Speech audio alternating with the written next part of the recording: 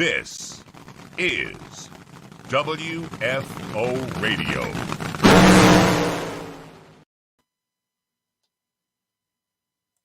WFO Radio. What's up, everybody? Joe Costello back with you, and we are getting closer and closer to the weekend. That's right, our Thursday conversation with some fantastic guests. They are going to join us just moments from now. We got Terry McMillen going to be on the show, the Amalie Motor Oil Top Fuel Dragster driver, doing something very cool for Mother's Day, and I'm really appreciative because, you know, Mother's Day, like what day is it? Period. So I've got something to shoot for. Terry McMillen going to do something very cool as we connect with our NHRA guests and folks out there. If you're a fan of Terry, you're definitely going to want to start a watch party for this one. Also on the show from Total Seal Piston Rings, Lake Speed Jr. Going to talk about piston rings. As you know, Total Seal, a big sponsor of WFO Radio. We've actually been creating a special podcast for them, featuring some of the best engine builders the world has ever known. Lake Speed is going to talk piston rings and what is the latest, greatest in that world. So if you're an engine geek or an engine builder or someone who's just interested in wondering what goes on in that part of the engine, Lake Speed Jr. going to be on the show. It is going to be very interesting to you folks out there. And Taylor Chomiski, Competition Eliminator racer, has lived his life in comp and pro stock, and he is climbing the ranks, and he has been to all the comp races so far this year, and he's coming on the show, up and coming driver. And frankly, I'm not putting any pressure on anybody, but I think he's going to be in pro stock in the next couple of years. That's what I think as we get ready. So you are going to want to hear from Taylor, just another great young racer, knows how to launch with a clutch, drive these cars, and is going to be getting after it here on WFO Radio. Now, I mentioned WFO is brought to you by some great sponsors, and they have been so helpful to us over the years, talking about folks like MagicDryUS.com, talking about Frank Hawley's drag racing school, Frank and Lana Hawley, the Dragster Adventure.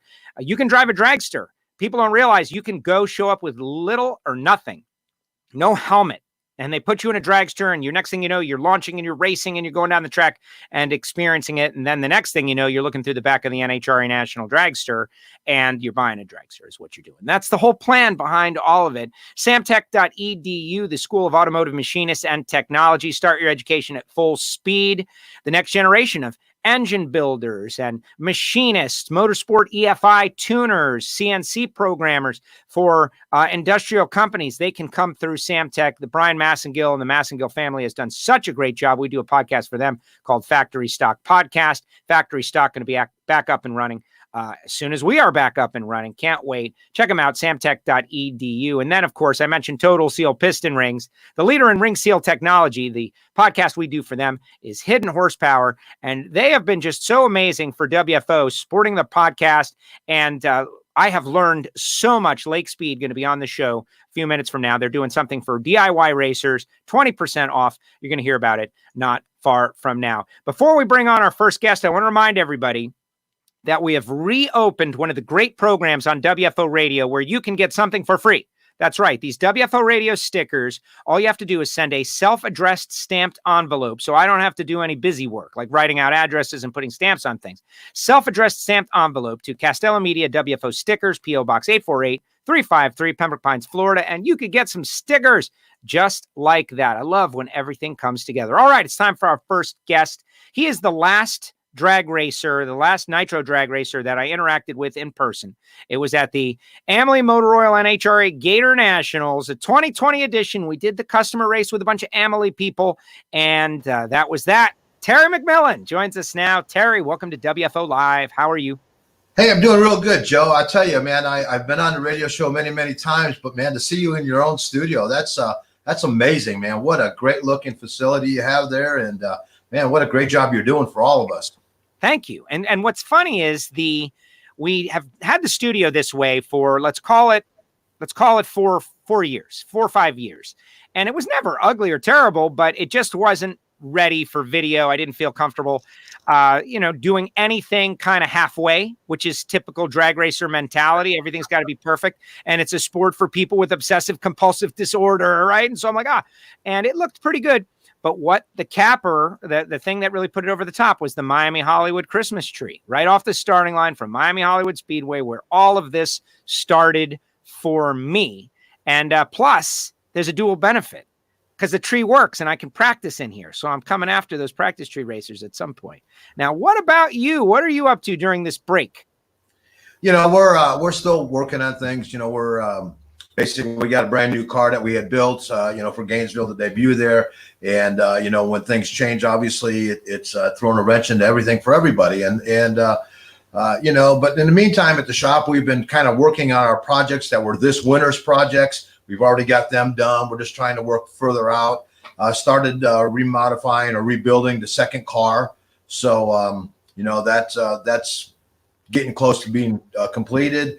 And then, we're just waiting on the day that we're going to get the green light that we can go out there and, hit the gas on these things. Well, exactly. So is it a situation where you had enough things to do and you did them, or where you are trying to find things to do and getting ahead of the next project? I think it's there's always things to do. We're racers. That's what we do, and we're not good at sitting home watching TV.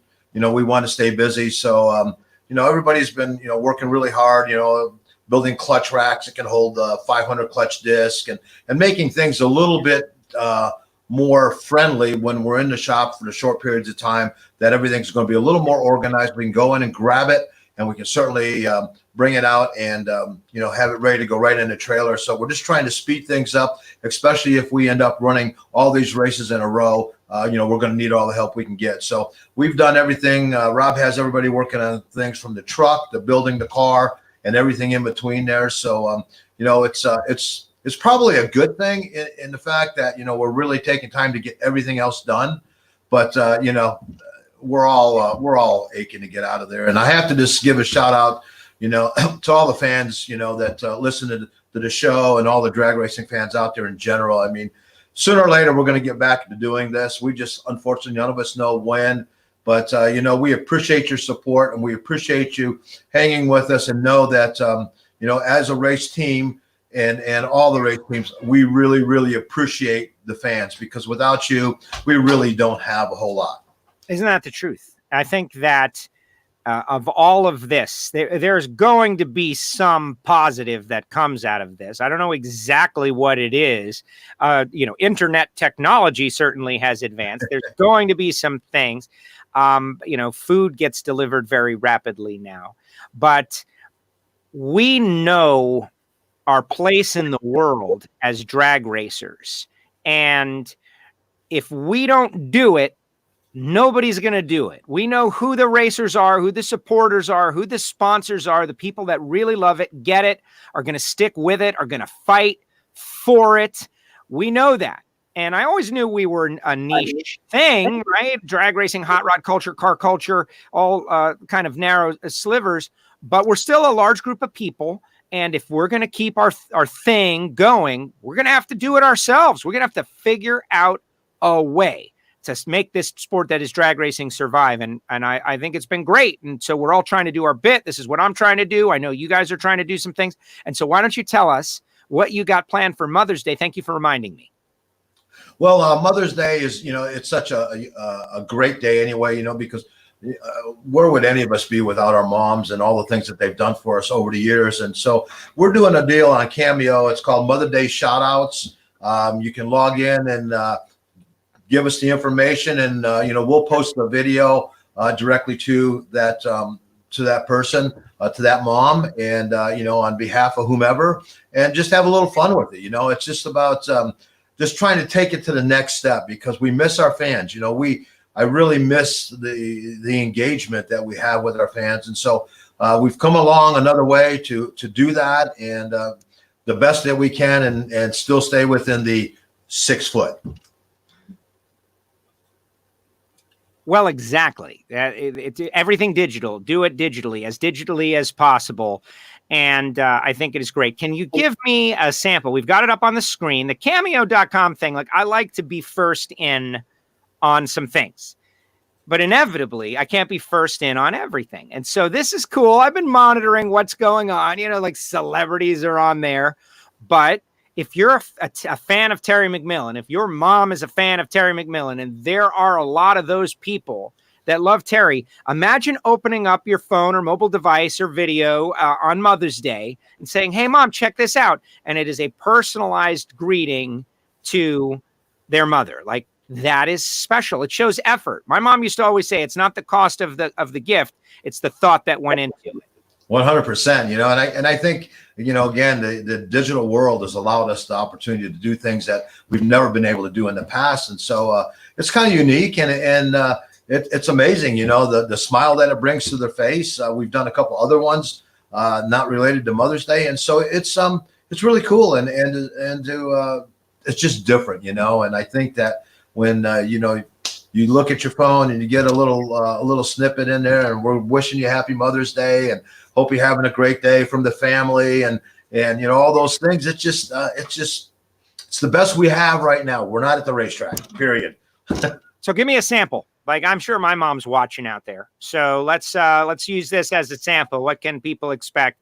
My mom, Mama Joe, is out there hopefully watching. Probably not, but maybe she'll watch the replay. Give me a sample of something that we might hear if we go to cameo.com and search Terry McMillen and do a Mother's Day deal.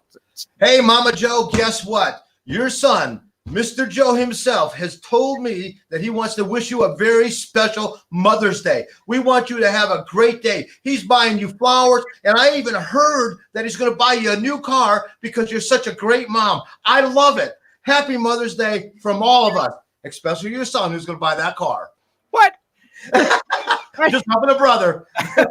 I did not agree to any of that. Mom, just so you know, this was just an example. I love you, Mom, though. Thank you very much for this day. Terry, that's great, though. That is a great thing, and that's exactly what people want. Personal connection, a lot of fun. Go to cameo.com, everybody. Check it out. And I think Terry's got something good going on. Now, Terry, we got some people out there watching on the Facebook and Twitter and YouTube, some friends, and I'm going to invite them to ask a question or two. Like, for instance, Ashley's out there, just wants to say what's up. Hopefully she's got a watch party going. Ashley, man, she's she's Rob's wife and my crew chief, and they're just it's just our great family. It's part of we haven't seen them since Gainesville, pretty much. It's our extended family, but they truly are our family. We spend more time with my entire team, but Rob and Ashley being the crew chief and all that, there's a bond there. We have kids that can play together, and so I'm really blessed and fortunate to have them as part of our team because we're all about family. If I couldn't have my kids there, or I couldn't do this or that, I wouldn't be racing. So I like to have all of us become the role model for our children and to let them grow up in an environment that's healthy and safe. And for the most part, it's a lot of fun. Well, we're going to have one of those racers a little bit later on, Taylor, who grew up racing with his dad. And it's the thing that is the most amazing about our sport, which is, there are a lot of kids that want to get away from their parents. And the drag racing kids do not want to get away from their parents. They want to be in the same place, and they got little networks of friends of their own age with other parents. And it's just a very unique situation. Well, it is, it's a bond. And that's, I think, one of the things that are so unique with drag racing is that you have the parents and the children running junior dragsters right now. And then, you're working with them all along while you're still racing as an adult. And then sooner or later, they fill that shoe. You say, okay, I'm done racing, and they're going to come in and take over. And I think there's nothing cooler than being able to hand off the torch and say, okay, go for it. And certainly draw within the experience that, that the adults had, so it's a real positive thing. And when the families can play together, they stay together, and they're a very solid family. And honestly, that's our country needs a lot of that right now. Absolutely. You got some people checking in. Greg out there calls you his other hero, Terry McMillen. Greg is out there. Hey, thank you, brother. I appreciate that. I promise we're going to get racing soon to see everybody. Absolutely. Craig Garland, who we really all miss what he does at the NHRA, because he means racing is about to start. When Garland does his thing, we are about to fire nitro cars. So the next time we hear Craig Garland, it's going to be great. Yeah, I look forward to, Greg coming all the time by our cars as we're getting ready to get in. Says a little quick prayer with us, and, and the things that, that they do for the racers and the families is just incredible. We're really fortunate. Derek wants to know why you got sunglasses on your head. Yeah, you're inside. What's up with Yeah, that? well, the light's above, and I'm kind of losing the hair, so I'm trying to tone down the reflection. How about that one? No, it works for me. I did all day long yesterday. I had sunglasses on my head. Didn't go outside. I don't know what happened. I think I was planning to go outside, and I didn't go outside, and I ended up wearing these stupid sunglasses all day long. How's my old Willie's, Terry? Says John. Hey, John, it's doing good. I just went through it and redid it again, and Scott Wallstrom has been doing the driving duties of it, so it's going well. Excellent. And so, what do you got? A Willie's that he sold? 41 blower. Yeah. Oh yeah. Yeah, that's great. Well, you're a car guy. Car guys got to have cool cars. Simple as that. Kathy says that the kiddos are so cute together. Always excited to see them waving out of the tow vehicle. Yeah, what a great experience. But I'm going to ask you something now that is just totally out of left field. But are you ever worried that you're like warping this kid's concept of reality by growing up in our crazy sport, which is really a warped concept of reality? Yes. Right? Oh. You know what, though? I mean, honestly, like especially like right now, but even when we're home, we go fishing, we do a lot of other things, but certainly, his passion has become driving his junior dragster and working on it. And so, to learn responsibility at a young age and to carry it through and to reach out for goals, so you have to do certain things before you can go race that car. And so it's part of the learning curve, I hope. But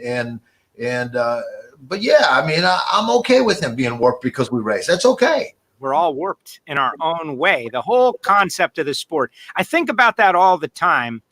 Before the screens and the devices and the net, like when this sport, the golden era of drag racing, was really, even color TV was not that big of a thing. It was chroma color, wasn't it? It was chroma something.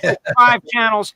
But you could go to the drag races and see candy paint jobs and flames coming out of headers and guys putting on these crazy silver suits and going out there and blowing up into a ball of flames. No wonder our sport was so popular for a time. Prior to, CGI special effects and all that, non-reality stuff. Thing about drag racing is it's as real as it can be. Yeah, I mean, the thing is, nobody knows who's going to win. There's so many combinations. The driver has to do his job. The crew chief's got to do his job. The crew's got to do their job. And so, in today's environment, you have to surround yourself with great people. And that's the one fortunate thing that we've been able to do. And, and that's what's created the opportunities that we've had. But, you go back into the 60s and all that. And, you'd get out of the trailer or the car and hold your finger up like this, and that would be your temperature sensor. You'd base everything off of your finger being wet, sticking it in the air. Hey, I got a question, but really you're checking how much water's in there and temperature. So, you look at it, was really crude back then, but it was a lot of fun at times because it was just different. Today technology is taken over, and as long as there's a computer on these cars, every crew chief out there is going to figure out a way to make them go quicker. Larry wants to know about the fishing you're doing. How's the fishing in the pond doing? Have you fished it out yet? Aaron's been killing it. I mean, he caught like a 7-pound catfish out there the other day, and I'm not sure. I think he had a bass on, he said. So yeah, he's been killing it. I just dug it out all day Sunday. Corey and we dug out all the grass and put new rock back in there. So just trying to get a couple things done. The reason I got sunglasses on, I'll go back to that question, though, was that I've been out working outside today because it's supposed to snow tomorrow in Indiana. I heard about that. And then triple digits. So I got to get all my yard work done today. Do it. I appreciate you taking the time. All right, final question from Steve, who wants to know about Amelie. And during this, we're really seeing who the true blue get the Warped Drag Racing community sponsors are and want to stay with it and keeping them happy. Like, what do you, how do you do it? What are you doing? We're doing things just like this. We're trying to keep, the Cameo. We're doing interviews and just, phone calls and things like that. Just trying to keep their name out there. We've been really fortunate. We've been with Amelie for 20 years. we're really have another 4 years to go with them on a new contract. And so we're really blessed, but it's tough, not just for everybody. I mean, it's tough for Amley. Sales have certainly slowed down because cars aren't going down the road, so people aren't buying oil and things like that. But their dedication to the sport in general, and then certainly the dedication to our team has been phenomenal. I mean, there's not many teams out there anymore that have a relationship with one sponsor for 20 years or so. And I think the only other one that's active right now, I think, is Tim Wilkerson. Has many, many years. It might be 19 or 20. I'm not sure on that, but this is a special company, and their involvement to our sport is just huge. And they sponsor Gainesville, and we're just doing different things. Cameron's car is sponsored by them, so it's like they understand the importance of being out there in the industry, and they understand that it's not necessarily just I'm putting oil in my car and I'm racing it down the track. There's so much B2B behind the scenes. Like some of these racers, they own trucking companies, so they need motor oil, and things like that. So you start connecting the dots, and certainly before you know it, you can work yourself into a long-term program like we have, and we've been blessed with that. And getting better and better. And I was expecting a couple of race wins this year. I said that was the final question. This is going to be the final question. And the only reason is because I feel like this is a really legit question based on what we're talking about. Thank you to Matt and Melinda. Many younger drag racing fans seem to only be interested in the street outlaw thing, no prep, small tire, but none of them have been to a national event or even interested in feeling 12,000 horsepower. What do you think NHRA should do to try to attract those fans? Now, I don't fully agree with the premise that young people are not interested. I don't think that's it at all. I think it's just easier to flip on a TV and see a car like that right now. The numbers of people at national events, we're loaded with young people, especially with 12 and under being free. But attack that question. Yeah, I think you're right 100%. I think that, while the attraction is street outlaws on TV, because you're in the house, what else you're going to do? Get on the internet. So you can sit there and watch, 3 or 4 episodes, but reality is, the racing, what you see on TV is necessarily not really what happens out there sometimes. And so I think that going to a national event or any drag race, I think you're going to find that, I've always said that drag racing's for people with ADD, because if you like change, baby, we can deliver it. A new pair of cars every minute going down the track.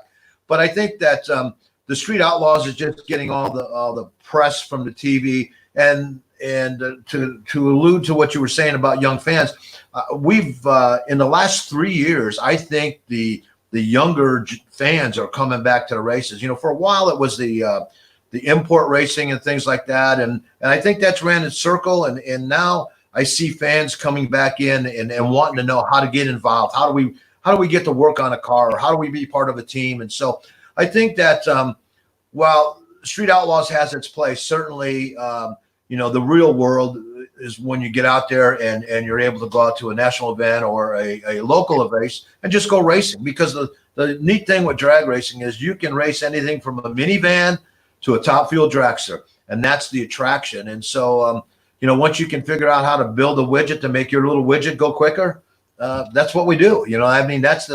It's just chasing this carrot. That's all we're really doing. Well, it's true. And I agree that we've done a pretty good job. It's cyclical, everything, right? Like people get bored of something and then they forget about it, and then they don't know about it, and then it's new again. And we do that. Terry, thank you for coming on WFO Radio Live. Really appreciate it. You've always been so gracious to come on the show. And now you're actually asking for work. So people should go on to cameo.com, search for Terry McMillen, and present your ma with a Mother's Day greeting from Terry. Hopefully he doesn't put you on the spot like he did with me. I don't think so. It would be great. But Terry, thank you so much. I just got a little note from your mom. Says she wants a blue Cadillac. Oh, that's it. How do you know my mom? I'm just saying. I'm just reading here. What I mean? But happy Mother's Day to all the moms out there. You know what? I promise you we're going to get out to these racetracks real soon. And, Ashley Wendland, hello, baby. We miss you. And we'll talk to you guys soon. All right, Terry, thank you very much. Thanks for joining us on WFO Radio. There he goes. Terry McMillen with us here on WFO Radio. And I was able to work him for Fred Ma. Happy. That's it.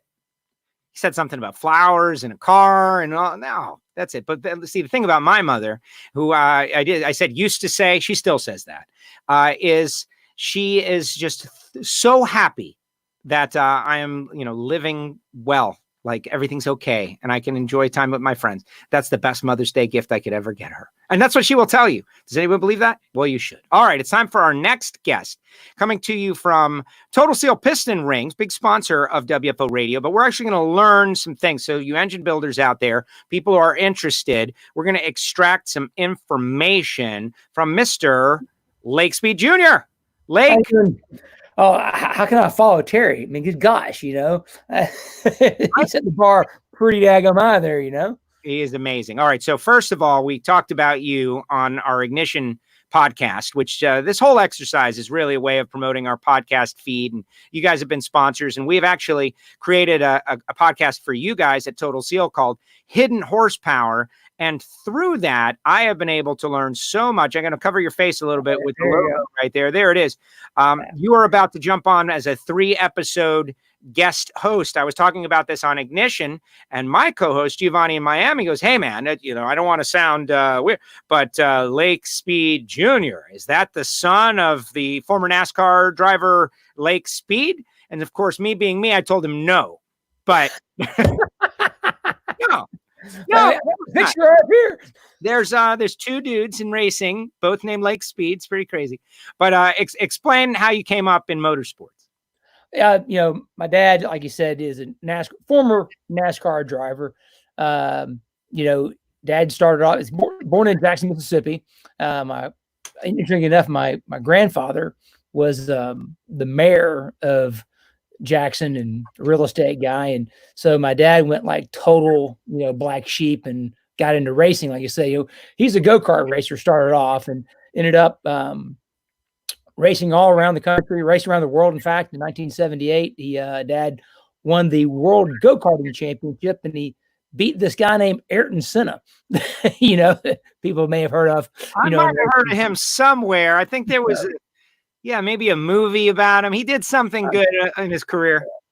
Yeah, a couple Formula 1 races, something like that. I don't know.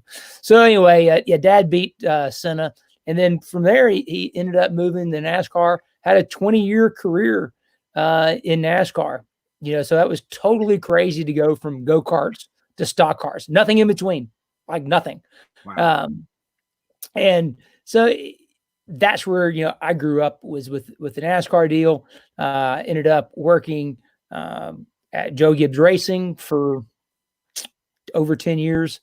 I was in part of the development of the Joe Gibbs oil that became driven.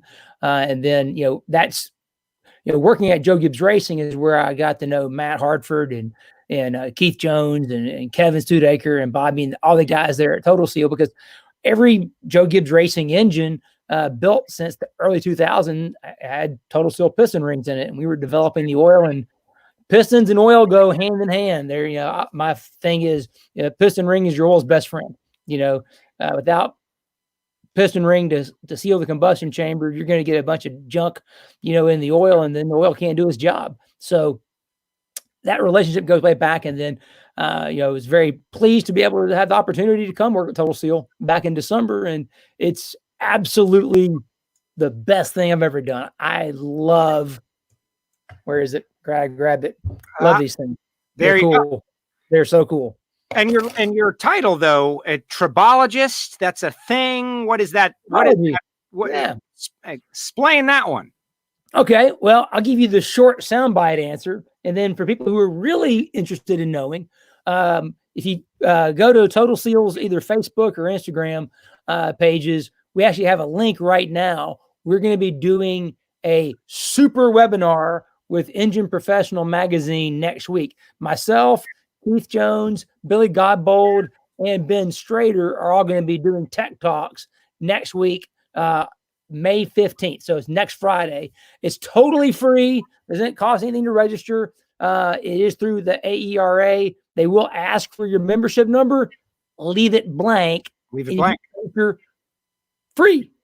Great information. I mean, Billy Godbold's a genius when it comes to valve training. Joe, you already know Keith. I mean, he's the ring whisperer. The guy knows more about piston rings and cylinder finish than anybody I know. Yeah. So the tribology, I'm going to do a talk about tribology, and that thing. Tribology is the study of friction, wear, and lubrication. So it's the science of understanding the friction or characteristics of anything actually, and how to prevent wear and to properly lubricate it. And really, the piston ring, that is a tribological device.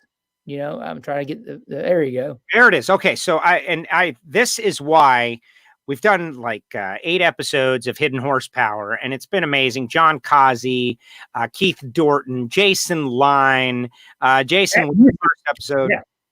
Guys that, and it's amazing to learn about the network of engine builders, that these guys, whether you're in Don Ott, Sprint Car Racing, Pennsylvania, there's a connection among engine builders that are in this business who have survived and thrived in it. And piston rings is a big part of it. So let's go down the road a little bit. We've got a camera, we've got some viewers, we've got some engine builders out there who are interested.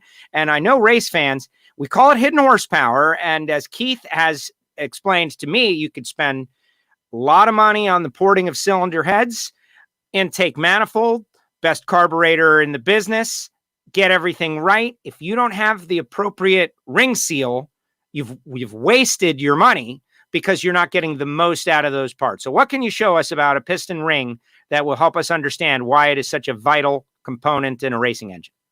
Well, you were just talking about it. It's the seal. Ring seal is the key thing. And that's what a piston ring is. It's a seal. The job of the piston ring, and I'll try to hold this up here. And so, pardon me, my eyes are not going to be looking at the camera. They're going to be looking down here so I can do it right. Okay. Perfect. I'm a rookie. I'm not good like Joe, that can do it at the corner of his eye, The idea of the piston ring is to be that seal between, like if my hand was a cylinder wall, right? And here's the piston. Well, what's going to keep the gases above the piston from blowing right by? It's the seal, right? Right. The piston ring acts as the seal to provide it, and then be able to move with the bore, right? As the piston goes up and down the bore, it's got to follow all the variations. Anyone that's seen some of our ads and stuff in the last couple of years has probably seen the total conform ring it's the ring that's got all the little notches cut out in the back of it. Like, well, that looks super weird. Why would you do that? Well, It actually allows the ring to conform to all those variations. If you think about, say, a 1/4 inch diameter stick, if it's 3 inches long, it's pretty hard to bend that. But if it's a foot long, you can bend it pretty easy. So the bigger the bore. So think about like these engines. Mentioned Kazi and Musi and Jason Line. Those guys build big cubic inch engines. 500 up to freaking 1,000 engines. Yeah, exactly. Musi, they're huge.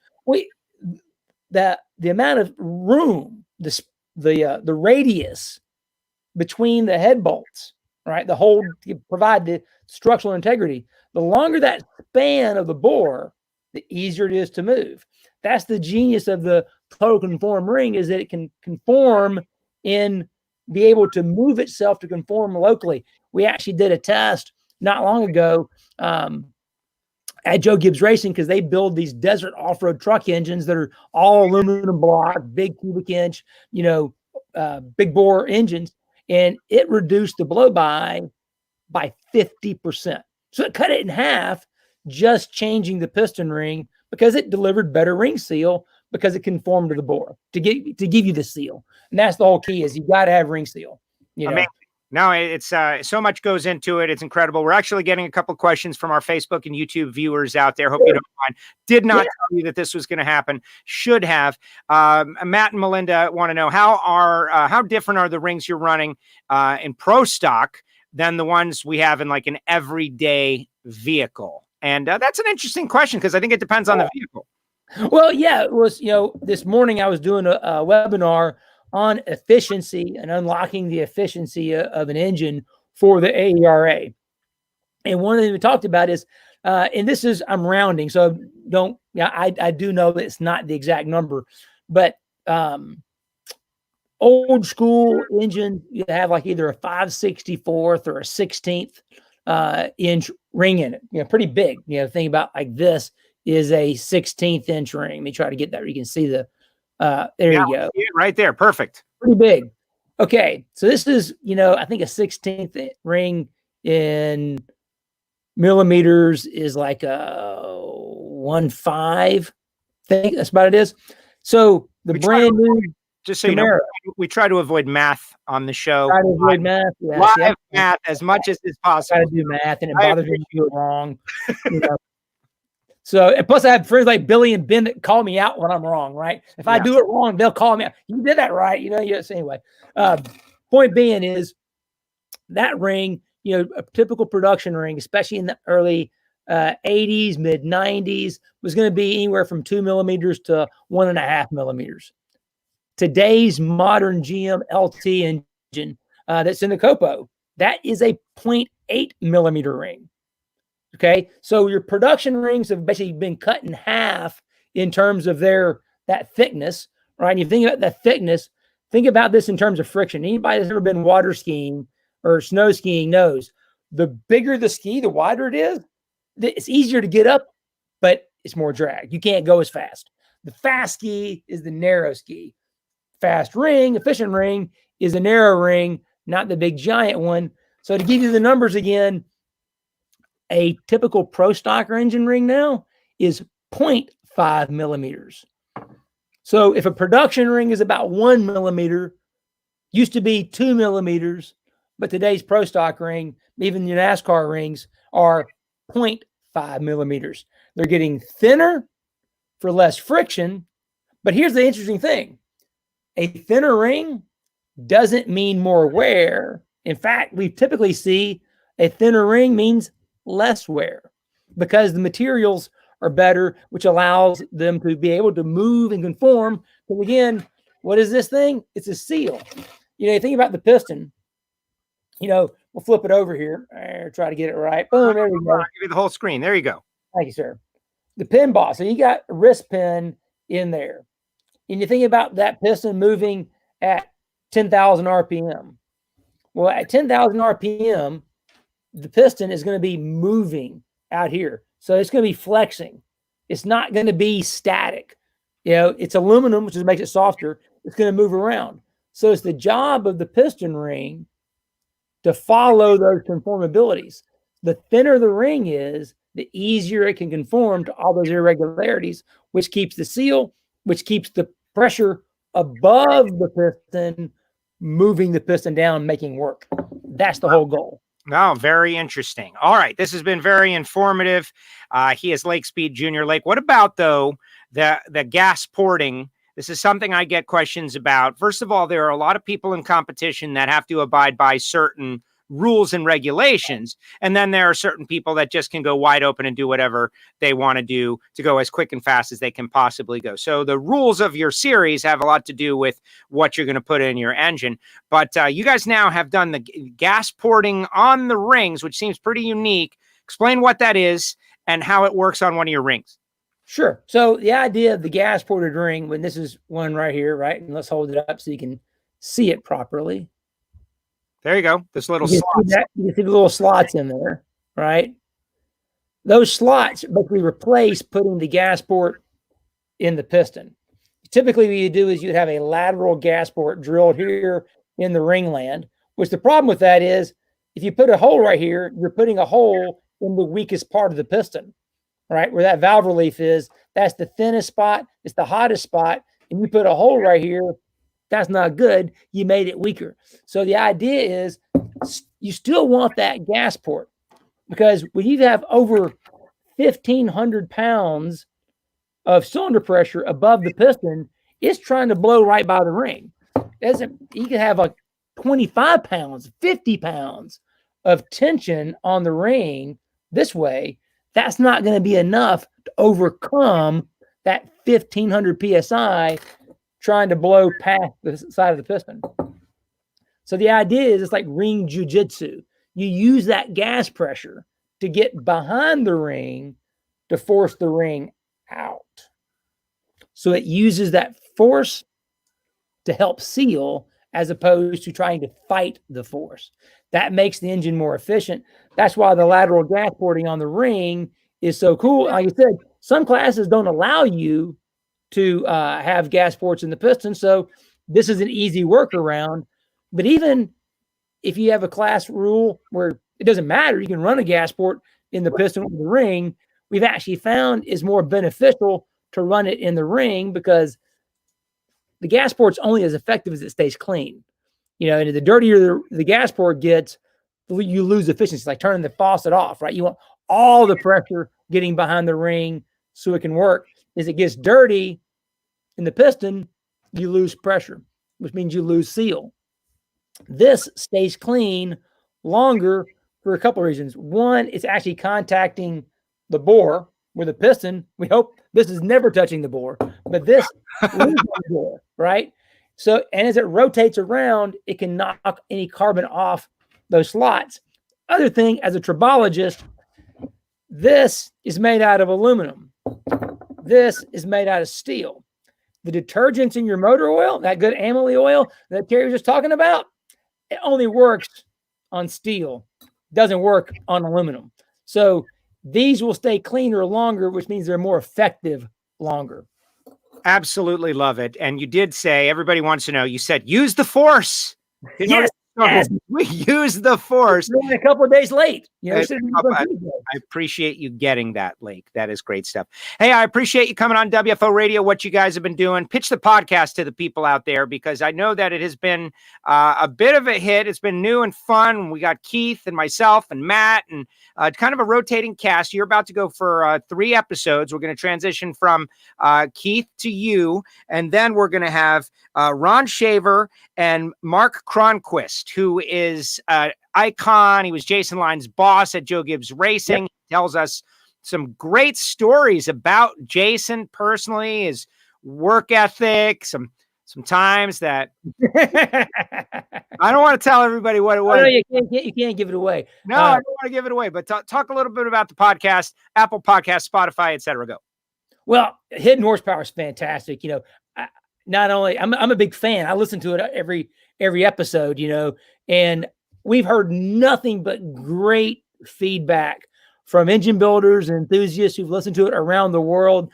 So we're super pleased with the quality of the content that's being created there. And then with, I said, having Mark and Ron Shaver on the show is really special to me personally, because those are my mentors. When I talk about engine stuff and I'm showing all these things and doing all this, the guys that taught me this stuff, besides my dad, right, and just being around my dad, the guys that I really learned from are Mark Cronquist and Ron Shaver. When I went to work at Gibbs, Mark said, you're my oil guy. You know everything in these engines that the oil touches, which is a lot, So fun. Because oil's everywhere in the motor. So you got to learn all kinds of cool things, And then Ron Shaver was the guy that allowed me to come in and start, building engines and running the dyno, where we were able to take a lot of that conceptual knowledge that I picked up from Mark, because they wouldn't let me touch one of those motors, Right.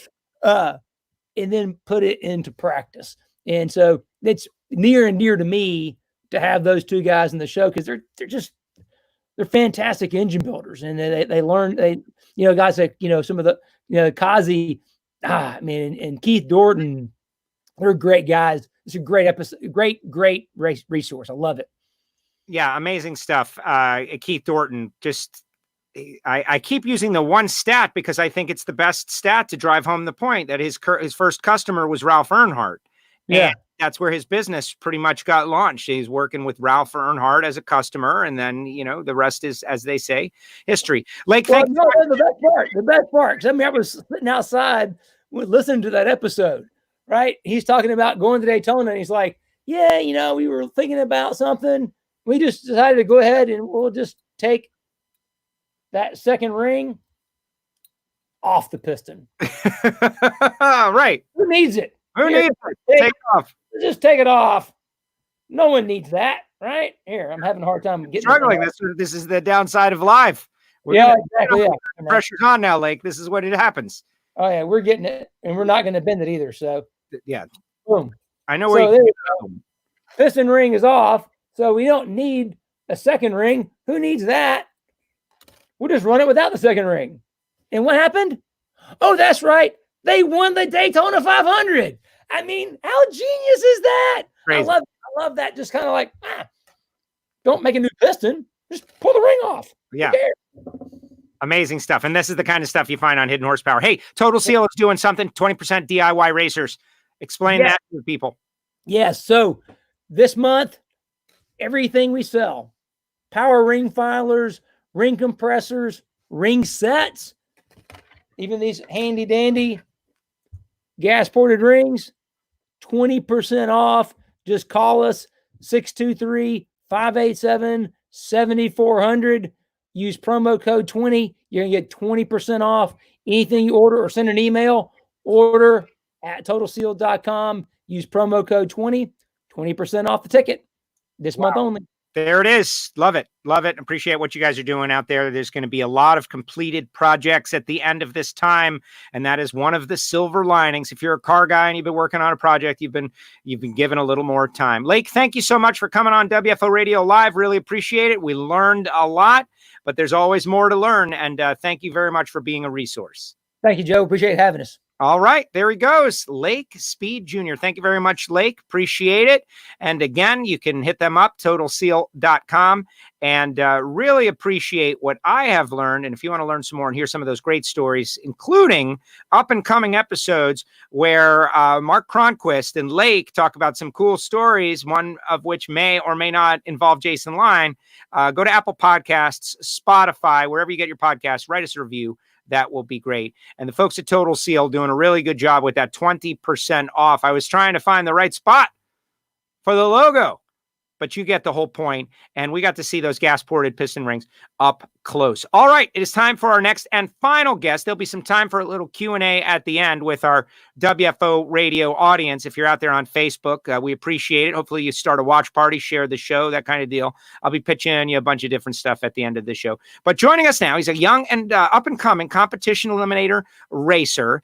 It is Taylor Chomiski. Or Chomiski, excuse me, Taylor. And he has got a tree and I've got a tree. We both got Christmas trees in our studios, which is great. What is up? Taylor, how are you doing? That's right. WFO Joe, man, it's good to see you. How are you doing, my friend? I am doing great. I don't know why I want to put an N in your last name like every time, but everybody does, man. You're not alone. Okay. Thank you for saying that. There are certain things that just happen. I'm not alone. It is good to know. So let's talk a little bit about the people who are most bummed about this situation. Now let's step aside from health issues. And of course, we all honoring our healthcare warriors out there. That is amazing. But when you bring it back to drag racing, we all want to go to the track. But who's the most bummed about it? I think it's people like you who are just getting into the opportunity to go drive the cars of your dreams. We saw you out there. We had a great conversation out there at Phoenix. You're driving a car. You're in Competition Eliminator. You've paid your dues. Now is your opportunity. And we're stalled out for the time being. How are you handling the whole deal? That's it, Joe. No, we're happy. We're healthy here. Everything's working well. Got a great opportunity doing what I'm doing with Art Hodges. I couldn't do it without him. Art Hodges, his business, Hodges Custom Homes, and our race team, HCH Motorsports, couldn't do it without him. He makes sure there's Sunoco in our hot rods. He makes sure there's diesel fuel in our transporter. He drives a transporter. He works on both engines. And he's our chef when I'm cutting the clutch disc. So without him, it wouldn't be possible. So am I bummed that we're sitting here? Yes, I am. But we'll be back out there soon enough, Joe. And actually, what's been keeping me busy is your podcast, of course. I look forward to it all the time. And the NHRA segments that are always on NHRA.com are great. And if we can go rogue here for a second, I'd like to show you what I've been doing during this last time. Well, referencing some of those segments, everybody, especially NHRA's social media team, which when I'm in a national event, I do a lot of stuff for them. And I like to think, we're all part of that family. They have been showing some interesting stuff that racers may have at home. I got my tree just standing in the background. What do you got? Well, I've got my tree, as you can see here behind me, Joe, and I don't know that's necessarily keeping me sharp as opposed to continuing how to teach me to drive a race car, but I saw Bruno's segment the other day with his simulator that Jake Coughlin Jr. lent him, and I've got one that I think rivals that. So we've been making hundreds of runs a week here, Joe. And if I can flip this over. Oh, you can flip the camera. I don't even know how to do that. Look at this guy. In my downtown Dallas apartment here, a couple stories above the ground, we've got a 2-scale simulator that is the exact same size of the inside of any pro stock car you're going to find on tour, and more specifically, my car that I pilot as part of HCH Motorsports. So from the seat belts to the control panel to the line lock on the Jerry Haas steering wheel, this was custom built by Jerry Haas himself. Transmission, tin work, bell housing, clutch settings, all the stuff, and you can see the tree in the background. So I've been trying to learn more efficiently how to leave on yellow, or maybe a little bit after yellow, so I can stay green and not go red. But that's what we've been doing here, Joe. So as soon as they turn us loose and we are ready to go racing again, I'm going back. Yeah, go back. No, we got questions. Yeah, you got to go back. We're back. Move the helmet first of all, because I want to see the transmission. Moving the helmet. You move the helmet. I'm sorry to be so demanding, but now you've got something cool, and everybody needs to know. Taylor kept this from me. He knew I knew he had something to show me, but I had no idea it was as cool as this. This is a young driver who is hungry, who is going after it.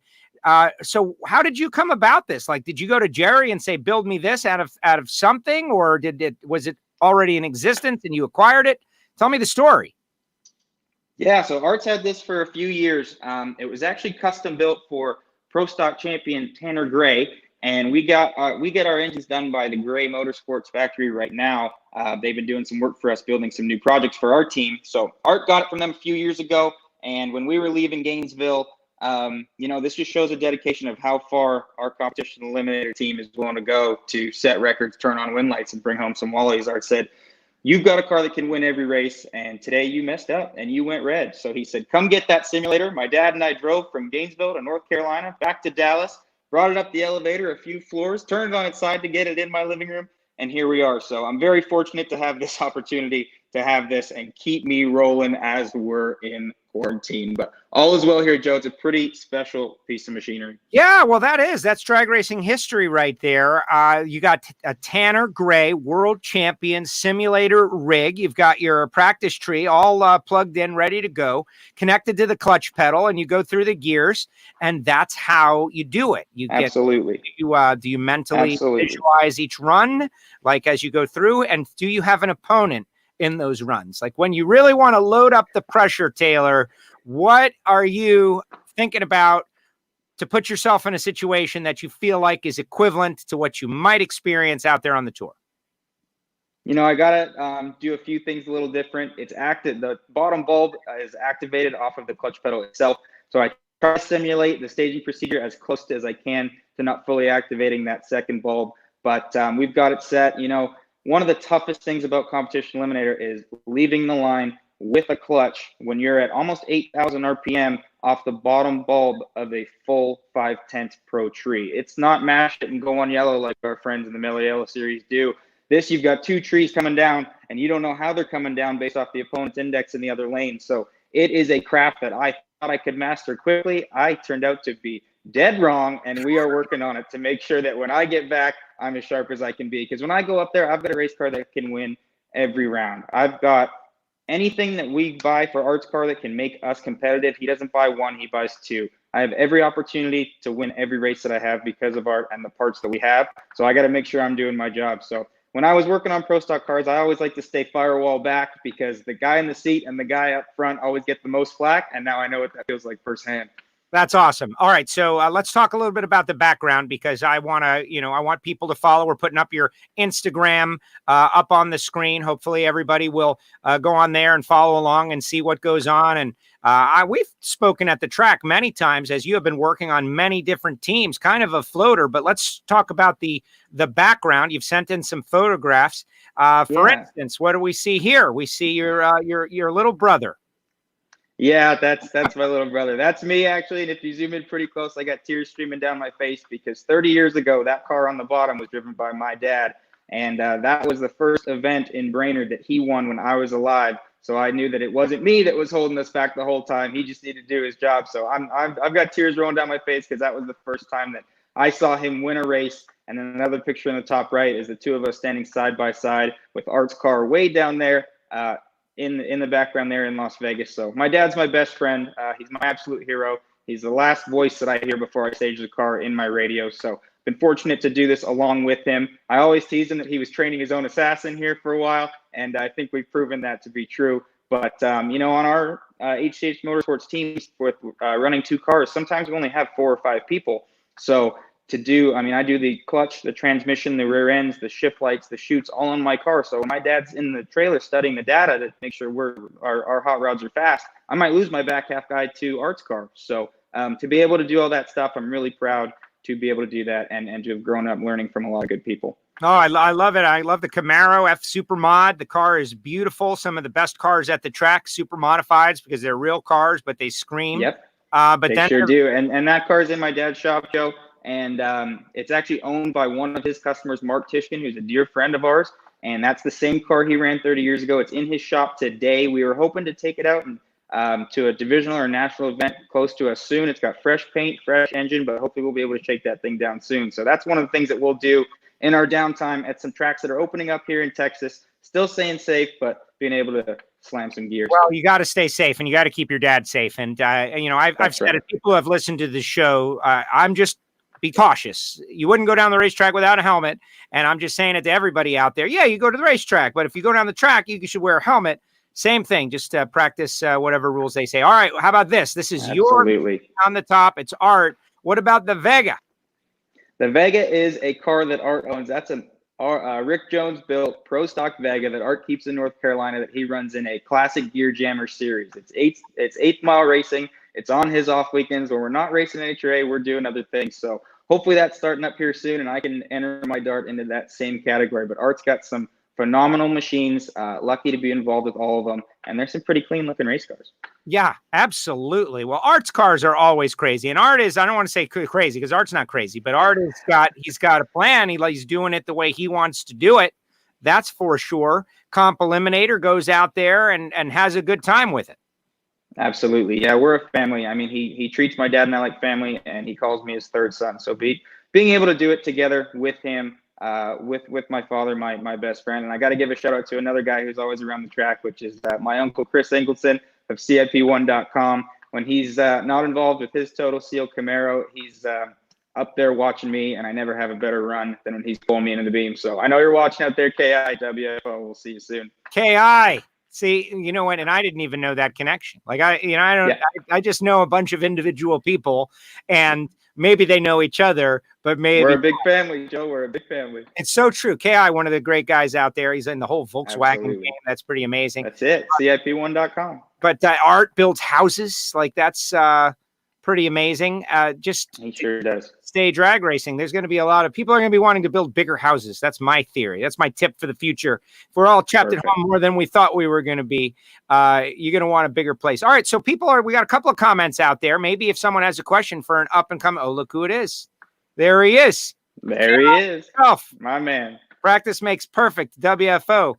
What pro stock teams have you worked on to gain the knowledge? And it's interesting. The people who want to, we talk about it all the time. Sam Tech is one of our sponsors. And I'm always telling like the next generation, like, hey, this sport doesn't happen without the next generation. Somebody's going to have to get out there and actually do it. You're doing it. And I've seen you on several different teams. How many teams have you worked on? Oh, it's countless, Joe. My dad moved us down from Winnipeg, Manitoba to Amarillo, Texas to be the crew chief for Brad Klein many, many years ago. Then he kind of got hooked up with Art, and they ran the same 2-car team that we're running today. They did that back in the early 2000s, and that transitioned into my dad working for Steve Schmidt. And I've got to give a lot of credit to Steve because I was doing the back half on his car at 14 years old, and I'd rather ask a lot of questions than think I'm smarter and do something on my own. So I know he had that respect for me. I know how much goes into these things. Not only is someone strapped into a vehicle, it's going to go 200 miles an hour, but there's a lot of preparation, a lot of money that go into these vehicles. So I got to give Steve a lot of credit for letting me be hands-on really for the first time. From there, we transitioned. My dad and I worked for Matt Hartford, and we kind of became, instead of my dad and his son, we became kind of a 2-man combo. So that was pretty cool. So from Matt, we went to Alan Przinski. After Al worked for one of my best friends in the world, Shane Tucker, got to be alongside him as well. And then from then we fill in whenever we can. Whenever there's an off weekend, we'll help guys, dear friends of ours like Bob Benza and people like that as well. So we've been involved a long time. We love it. And that's some people checking in. David out there. Hey, Taylor. Mark, NASCAR's fake. NASCAR's not fake. It out here. But drag racing is just a different motorsport. But that's what I like is when someone has some knowledge and some time and they know that there's someone that is overburdened, people will go help. Because, like, the back half of a car, so that whoever you've decided to help, whether it be Alan Brzezinski or otherwise, you can handle these tasks, and that will open them up, free them up to handle tasks that are going to make them go faster. If they can't do that, then it's hard to evolve. And that's something that happens in all categories. We see it in the nitro ranks. People like Bobby and Dom Lagana go over and they try to help to advance someone that might end up being their competition in the next race. That's right. That's right, Joe. One of the cool things about our motorsport and why I think it's obviously I'm a little biased, but one of the best things about our motorsport is how pure it really is. Obviously, fans are the backbone of our organization, and we need fans. We thrive with them, and we can't survive without them. But our product is pure regardless. If it's raining in Topeka and Matt Hagan or Jason Line are sitting in their car, and there's not as many fans in the stands there on Monday morning as there were on Friday, they're still trying to knock that tree down, and they're trying to win the race to get that Wally. When I'm sitting in my car and my dad comes over the radio after my run and he says 769, I'm not mad at the guy that just went to go get a hot dog or stand in line to get Erica's autograph because I just went 769, Joe. I'm a bad man. And now I've got the data to go 767 as if my dad gets to work and makes the calls right. And now I'm going to put on a better show for the fans later on. So our motorsport is the greatest thing on 2, 4 wheels, whatever it may be. And I'm proud to be a part of it. I'm very humbled. I'm very lucky. Taylor, thank you for coming on WFO Radio. Really appreciate it. It's been fun watching you go through this process. And we have a little bit of a pause. It is unfortunate. We will get past the pause. And then I think you're going to have a long career. Now, I mentioned Pro Stock. You're a comp guy, love comp. We all love comp. Comp is great. But I feel like comp is the last step before Pro Stock. And this particular year with Kyle Koretsky and Aaron Stanfield, we've got this great class of young drivers. Just like I said before about crewing and working on cars, we have to have the next generation step in at some point. So tell me about your desire to drive Pro Stock. Is that your ultimate goal? What are you doing to achieve that? My ultimate goal is absolutely to race Pro Stock at some time. I'm proud to be where I am now with the opportunity and learn how the mechanics of this car works. My car is a mini Pro Stock car. It's got a 340 cubic inch engine in it, but everything else is the exact same, from the clutch pedal to the transmission to the bell housing to the gearing to the amount of times that I shift. So inside, I'm doing the exact same amount of work that you'd be doing in a Pro Stock car, just at a little slower pace. Not much slower, about a second slower, but it's a very good intro into what goes into those cars. So I've gained a lot of respect for what happens in those cars. That is the ultimate goal. I'm a comp guy through and through, but I love Pro Stock. That would be the ultimate dream, to be able to stage one day in a Pro Stock car. There you have it. Let's make it happen. Let's do it, Joe. Let's do it. Taylor, thank you very much for coming on WFO Radio Live. Really appreciate it. And can't wait to see you out at a racetrack somewhere soon. In the meantime, go hit that practice tree. You got it, Joe. Can't wait to give you an elbow bump at a track here soon. A wave. That's it. That's just like that. All right, Taylor, thank you so much. Thanks, Joe. There he goes. Taylor Chomiski with us here on WFO Radio. And what a show it has been with Taylor and Lake and, of course, Terry McMillen. All of you folks out there, I really appreciate you for logging on middle of the day. Now, tomorrow, Friday, we are going to have another edition of Friday Cocktails. If you didn't see last week's Friday Cocktail Special, Wine Night with Ron Tobler and Ron Capps, you really missed out, but it is on our Facebook page. It is on our website. It is in our WFO Radio app.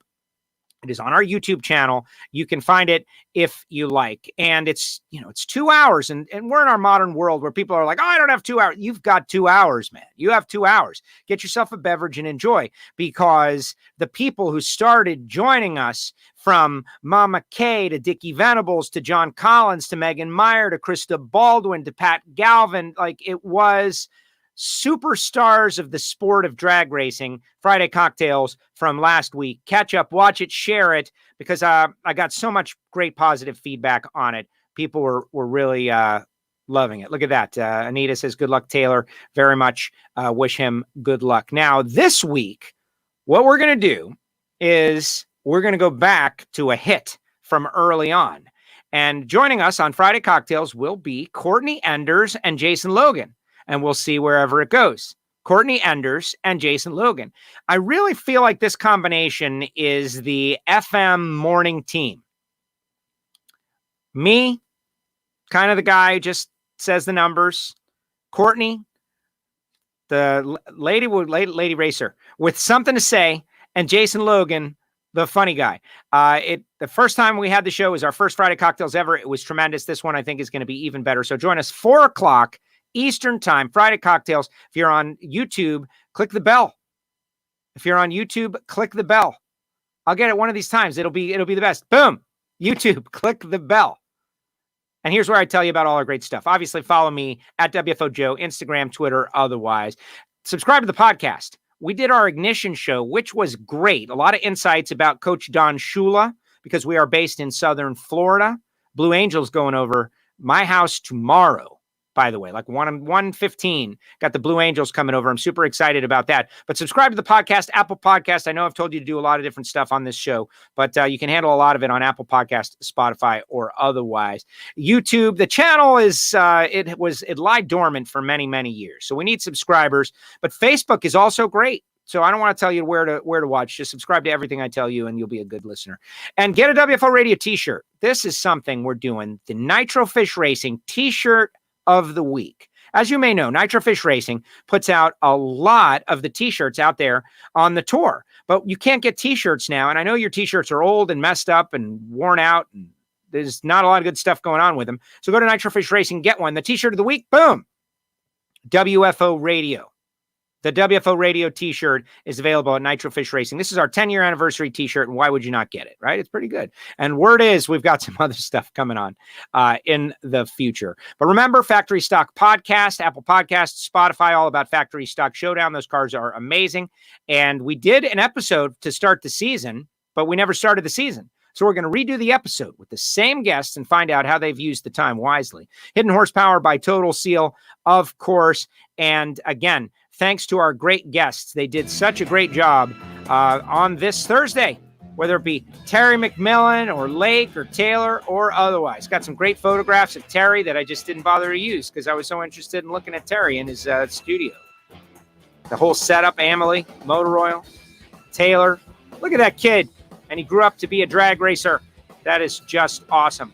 Big thanks to our sponsors, talking about people like Total Seal Piston Rings, the leader in ring seal technology. We learned a little bit about those gas-ported pistons and all the great stuff that they've got going on at Total Seal, including 20% off. Are you kidding me? I need to order something. I don't know exactly what I'm going to order, but I got to order something. Magic Dry US, the official organic absorbent of the NHRA. Scott Palmer, really behind this. Scott, great guy, been very helpful to WFO Radio. Also, Frank and Lana Hawley, the Dragster Adventure. You can drive a dragster. Think about you showing up with nothing, being presented with everything, and driving a dragster down the track and maybe even racing other people. Once we get back to real life, do that. Samtech.edu, the School of Automotive Machinists and Technology. And of course, my great friend Marvin Rodak from Rodak's Coffee and Grills.com makes the best coffee in the world. The WFO Radio blend, fantastic, keeps me fired up. 817-924-6821. Marvin Rodak, one of the greats. I don't know if I mentioned Marvin at the start of the show, but I got to mention him double here at the end of the show. Hot sauces and spice rubs and everything good. I'm telling you, this is not the normal stuff Bonnie buys at the store. This is next level stuff. Any final comments? I think we're going to let Chris K.I. say it just like that. Practice makes perfect. WFO.